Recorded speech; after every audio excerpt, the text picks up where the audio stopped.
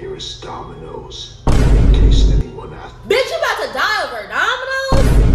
You're gonna die over Dominos! Ew, bitch! You have a lot of dookie up in your motherfucking system.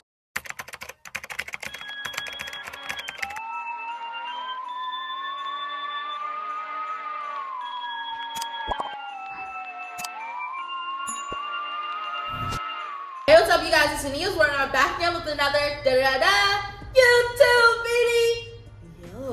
Yo. I only said it like that because guess what season it is? Spooky season. Kind of like your guys' boyfriends on National Boyfriend Day, perhaps. That was really spooky, really scary. Don't fucking post that beast again. We should actually just for spooky season. We should literally go on your guys' Instagrams and look up your boyfriends. We would all be scared. With that being said, y'all, like, comment, and motherfucking subscribe. If you guys don't know me, or if you want to know me, please subscribe. I looked at my analytics. 80% of people who return to watch all of my videos are not subscribed. Please subscribe. And with that being said, let's get into the video. So, since it's spooky season, we're going to be going over a whole bunch of scary stories. Scary, spooky. And again, we're going to be on Reddit. We're going to do like 2 to 3 stories, spooky stories on Reddit. And I tried to do this by myself. Like, I was reading the stories. I was so fucking pissed off because it was so much words. And you guys already know how I feel about reading. So, what did I do? I went and I got me an AI generator. And he's going to read the stories to us. So, to set the mood, I have a red hue because it's scary, spooky stories. So let's get into it. You're not in Reddit, let's not meet. The first story is called Creepy Foreigner in a Small French Country Town.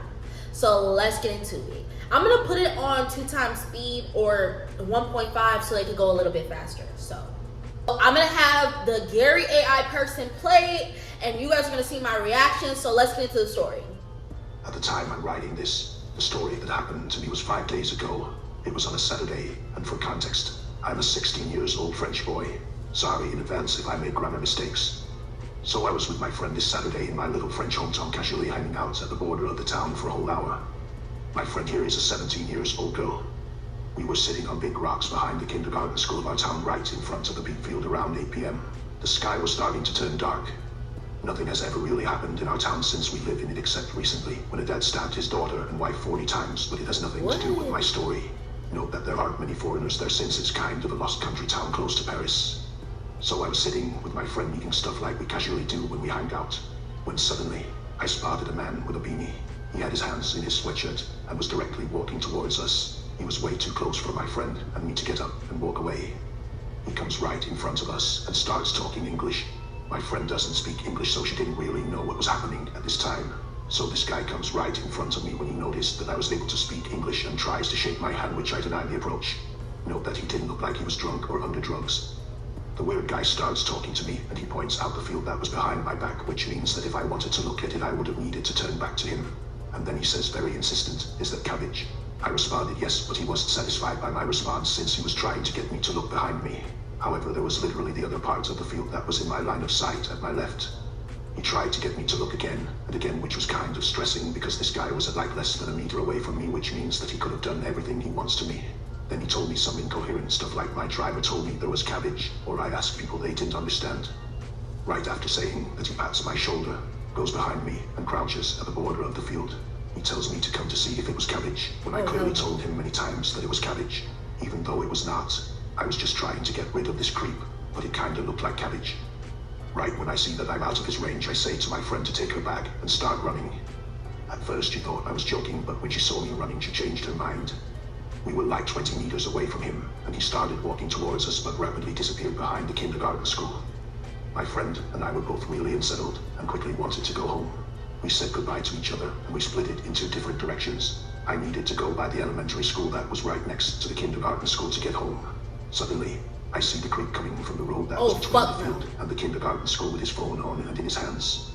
I quickly turned around and went at my friend's house with her, waiting for his father to drive me home. Later that night, my friend and I were talking, and we suggested that it may be some kidnapping or organs trafficking stuff, since it was the first time we saw an lone foreigner that didn't speak a single word in French. The fact that he got up and escaped quickly when we started running hinted me of the fact that it was just some pretext to get me to move away from my friend. Maybe he had texted some guy waiting in a car for them to kidnap my friend, or me, since the creep was clearly trying to make us lose time with his cabbage thing. Later that night, I told what happened to a friend that lives in the same town as us, and he told us that this guy was hanging around the town with a weird behavior that day. We were really unsettled and scared after that event, but now we're completely good, and I'm wondering if we're doing too much about that guy, even though my intuition really told me to get away from him. If anyone has anything to say to help us clear this, if it looks like some already known cases that already happened to someone, to this creep that made me feel I was being trapped in a horror movie, let's not meet again. Ooh, okay. That was not creepy. So like I rate that, let's say like a 4 out of 10. I feel like they did the right thing by running away and leaving, because a lot of people are very fucking weird, especially to younger kids in the younger generation. I'm just happy that they were able to get away. But that wasn't too creepy. That wasn't too scary. Okay? I gotta ease into this type of shit. Because me, I like scary movies, but when it's real situations with real people, I'll be scared as heck. I'll be like, yo, get out. That's how I be. So we're gonna do another story in Let's Not Meet. It's called Someone Impersonated My Sister and Invited Me to the Shadiest Parts of Los Angeles. Let's get into it. Last year, I started law school in Los Angeles. I have never lived in a big city before, and I was really excited to be in a massive city with over 4 million people. Already off the bat, bitch, that's scary as fuck. Moving to a different town and a massive city and moving even states, it's scary as fuck. Let's just get into the story. Already off the title, I'm scared as shit. Ever since I was little, I always knew I had a half-sister in LA. But my parents had this weird anger toward her that always made it feel like a taboo topic. Of course, I had looked her up on social media, and I knew what she looked like, but that was about all. We had never actually met. She was never that active on social media, so there wasn't a lot I could see. Out of nowhere one day in my first year of law school, I got a friend request on Facebook from my sister. Her profile seemed legitimate. She had Facebook friends, and her profile picture looked like her. She sent me a message inviting me to... Already off the bat, you do not know this sister. You do not know who she is. Your family already don't like her. Why is it that y'all keep on linking up and fucking with these people who do not fuck with you or you have not fucked with? That is scary as shit. You don't know this woman. A dinner party at the park with her friends. We could finally meet each other for the first time. I was new to LA, still am, and I had no idea which parts of the city to avoid at night. I was so excited about that idea, but I had a lot of anxiety about it too. It would be nice if we met, totally clicked, and became besties for life. But what if we ended up sobbing like we were in some dramatic movie scene? What if I tried to talk with her, and she just didn't click with me, and she started showing me an attitude? Or worse, what if it's all going well until we have some kind of disagreement? Someone said something hurtful, and then we were both crying in front of everyone. Honestly, if she had suggested a cozy little bakery for desserts instead, I would have gone. But going to a park with other people didn't feel right. I thought it was like such a precious moment that I didn't want to have in front of all these other people. I couldn't bring myself to go. I didn't want to risk having a meltdown in front of other people. I was worried about how messy it could get. A few weeks later, I googled that park just to see what it was like. Maybe we could meet up there together, just one-on-one. That's when I learned something was wrong. I won't say the name of the park, but anyone who has lived in LA for long will tell you that it's not a safe place for girls to be having a dinner party at night. The area surrounding the park has very high violent crime rates. It's controlled by gangs. Even people who do illegal business in the park are forced to pay a tax to the gang in exchange for being left alone. So now I was really concerned and curious. I actually tried to get a hold of my sister myself. She was an undergrad at the time, a local college. I had a friend who went to her school. I asked my friend to reach out to her on campus and ask her if she'd be okay with meeting us. They connected, and the three of us met at my friend's house. It was great. We got along so well. My friend was also very happy to do that for us. The three of us had so much fun. We weren't bursting in tears, but we let out a few. We had dinner, we watched a movie, and we spent the night at my friend's house. When I told my sister about the whole thing, she said she hadn't used Facebook since high school, so clearly someone was impersonating her. I would have told her to report the fake account, but it had already been deleted. She knew she had been impersonated on social media, though. Another one of her friends had been scammed by someone pretending to be her. It was some scheme involving fake concert tickets or something like that. Someone had been impersonating my sister. They knew I was in town, and they literally tried to lure me into one of the most dangerous parts of LA at night. I have no idea what their motives were. I don't know if I even want to find out. Meeting my sister after all these years was a beautiful thing, but the whole backdrop was terrifying. I'm happy that she was able to get out and not actually go, because I feel like already off the bat, like, not seeing your sister for years and then all of a sudden you're getting invited to a weird part. And I'm good that she had some type of discernment and did not actually go fully, but that's scary as shit. Like, I work in technology, and there's a lot of people that I get who are just like, oh yeah, somebody called my phone and they were like this and this and that, and they were trying to like basically take advantage of them. And I just, hearing that right there already pisses me off, because it's like there's people out there who are using social media, targeting older people, targeting young people to scam them. And I'm just happy that she had some type of discernment and she did not actually go. So next scary story, let's get into it. So this one is going to be wrong place, wrong time, and let's not meet again. This already off of the title, every time I hear somebody say wrong place, wrong time, who? Wrong place, wrong time, what? Oh, fuck no. I already am pissed off for them, and I'm scared for them. So let's get into the story. So this one's a little bit longer, so this is gonna be the last story. Let's get into it. I've been thinking of sharing about this incident for a while now. I've told people that I know in person, but I want to get my story out there to help spread awareness about things like this, and in an effort to help put it further behind me. For some context, I've been thinking of sharing about this incident for a while now. I've told people that I know in person, but I want to get my story out there to help spread awareness about things like this, and in an effort to help put it further behind me.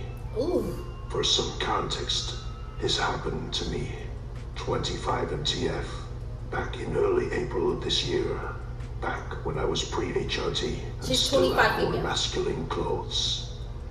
At the risk of sounding click, I never thought that something like would happen that evening could ever happen to me, but it did. And the part that still bothers me is that it happened so close to where I live with my family. In fact, it was a mere 2 blocks away. Now, onto the incident. There's been a few times in our house where no one really feels like cooking dinner that night, so we either order out something together or we find our own food.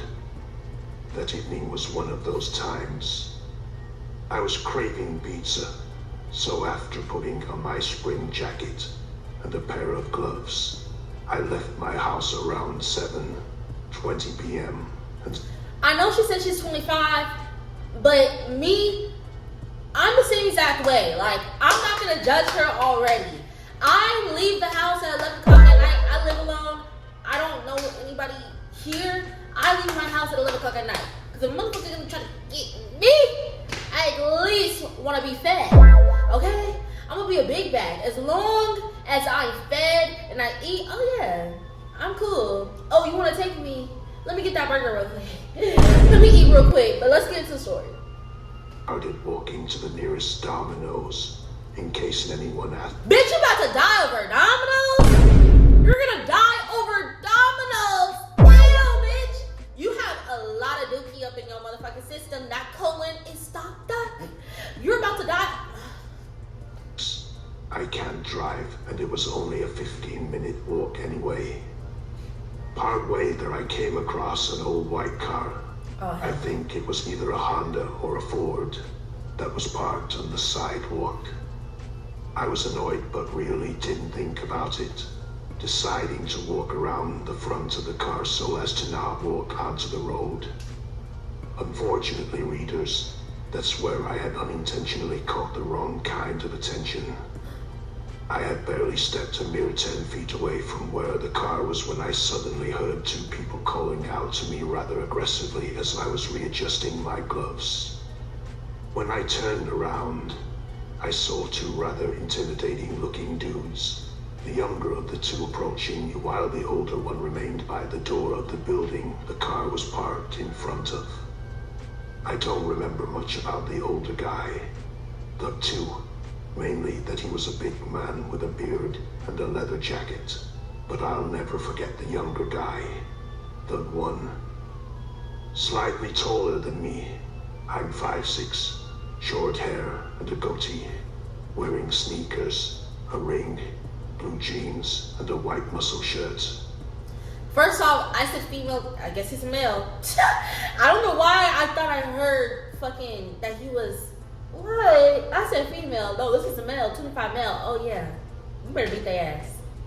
This guy was aggressive from the start, getting up in my space and immediately accusing me of breaking into his buddy's car.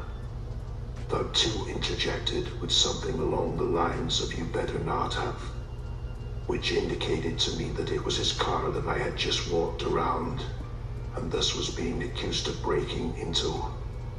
I'm doing my best to type out what happened next, but honestly everything was a blur. I remember trying to get a word in to plead my case, and Doug 1 not even giving me the chance. I remember the anger in his eyes as he kept accusing me. The next thing I knew, I was on the ground, the asphalt of the road gashing my right elbow. What the fuck? Having just been left hooked to my face. And I remember screaming at him to leave me alone as he once again punched me, this time just above my hairline. I remember putting my gloved hand to my head, feeling something warm, pulling it away to reveal blood where his ring had connected. I had to scramble to pick up one of my breast forms that had fallen out of my pocket bra and on the ground before I managed to half stumble, half run away from the two thugs. They were jeering at me, saying that I had better run.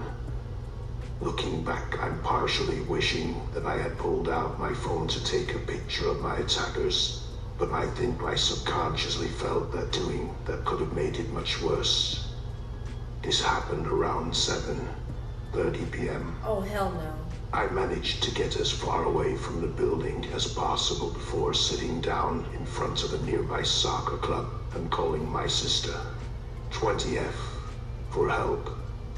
She immediately told my stepdad, and they both got in his car and came to pick me up.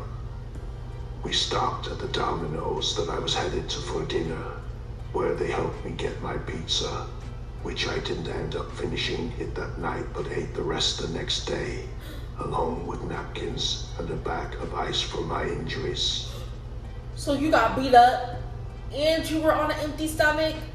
Double fucking homicide. Everybody gotta die. If I can't fight you, where's the gun? Get the gun! Your fucking stepdad should have came with the fucking gun. He should have shot them. I don't fucking know. They dropped me off back home.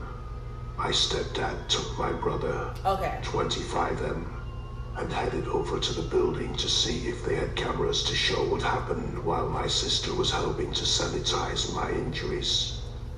It was there that I got some sense of clarity on what was happening. It turned out that the building in question was a base for a local biker gang, who just happened to be associated with one of the most infamous gangs in North America. My stepdad and brother managed to talk to the members who were there. They later told me that the white car was gone and that the two guys I described were nowhere to be found, where they claimed 4 things. Firstly, they claimed to not know who it was that attacked me, even though those thugs had walked out of their gang base and didn't know who I was when my stepdad showed them the pictures he took of my injuries for evidence. Secondly, they claimed that they were in the midst of a wake for a friend they lost. Thirdly, Apparently, an hour before I had walked by their base, a crackhead was fiddling around with their car doors. So it was likely that when I walked past, those two thugs thought that he had come back. Lastly, despite the clear fact that those thugs somehow knew that I was there, they claimed that their cameras were broken and not in use. Initially, I was thinking of not doing anything about what happened and continuing on with life. But after my dad called to check on me after he heard about what happened, I was convinced to go to the police station at 9-0 to file a report. While we all had a feeling that it likely wouldn't go anywhere, as it does with most incidents of gang violence, especially with an infamous gang involved, getting it on record for the police was still the right thing to do. Yep. Afterwards, the officer taking my report suggested that I head to the ER just to be safe, where I proceeded to wait for 5-7 hours to be seen by a doctor. The whole wait I was trying to stay awake, worried about what would happen if I fell asleep after having taken 2 blows to the head. Thankfully, the doctor reassured me that I was going to be alright while he was putting 4 stitches into the wound where the one had hit me the second time. Eventually, I was sent home with instructions to be mindful of my stitches while I shower, which is what I immediately had as soon as I got home between 2:34 I'm very lucky that I didn't walk away from this with more serious trauma than I did. After that evening, it took me an entire week before I finally felt comfortable going outside. Even now, months later, despite that gang having long since moved their base, I still find myself reluctant to walk right past that building, and if I have to, I tend to walk on the other side of the road. I never saw Thug 1 or Thug 2 again, though I heard rumors that they were punished by the gang for assaulting me when the gang was allegedly trying to be less violent. And honestly, I hope to never see them again. I'm a little shaky reminiscing on that evening while typing this out, but I wanted to get this story out there to help spread further awareness about gang violence. Okay, y'all, so those are the rest of the videos. With that being said, if you guys like this video, if you guys like me doing the AI voice generator, I can do it again. Or if you don't like the AI voice generator, I can literally take it off, read them myself. With that being said, thank you guys for coming to my video. Please, please, please subscribe. Like I told y'all already, 80% of you guys who are watching my videos are not subscribed. Subscribe now. With that being said, I love you guys and bye.